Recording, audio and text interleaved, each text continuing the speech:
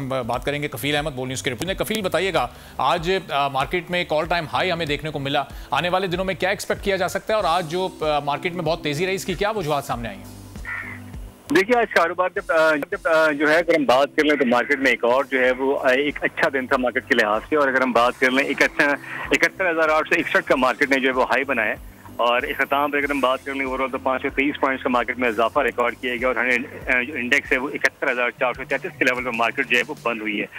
मजमूई तौर पर अगर हम आज कुछ दिन की बात कर लें 30 अरब रुपए माली तकरीबन 63 करोड़ जो हिस्से हैं उनका कारोबार रिकॉर्ड किया गया और दूसरे 16 कम्युनिकेशन में इजाफा जबकि 138 में जो है वो कमी रिकॉर्ड की गई। तो ओवरऑल सेंटीमेंट पॉजिटिव था शुरू से आखिर तक अपनी मार्केट के अंदर और जिस तरह इसका बाकी का अमल जो है वो जारी है और यकीनन वो पाकिस्तान के आइंदा आने वाला जो प्रोग्राम है उसके लिए खासा मजबूत होगा और यही वजूहत है कि मार्केट में ओवरऑल सेंटीमेंट का खासा पॉजिटिव रहे और सरमायाकारों का खासा एतमाद जो है वो बहाल रहा है।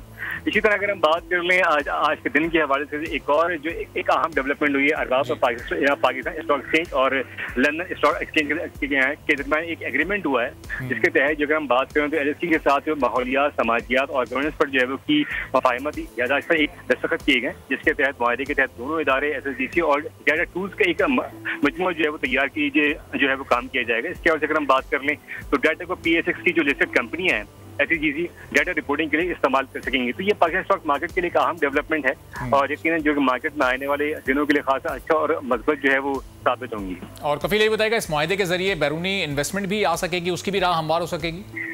जी यकीनन ये एक अच्छा और मजबूत पेश है। तो यकीन आइंदा आने वाले दिनों के जिस तरह मार्केट का इंडेक्स जो है वो मजीद बढ़ेगा तो आने वाले जो बैरूनी सरमायाकारी है वो जो है वो मार्केट में आएगी और मार्केट का जो इंडेक्स है उसमें मजीद इजाफा जो है वो देखा जाएगा।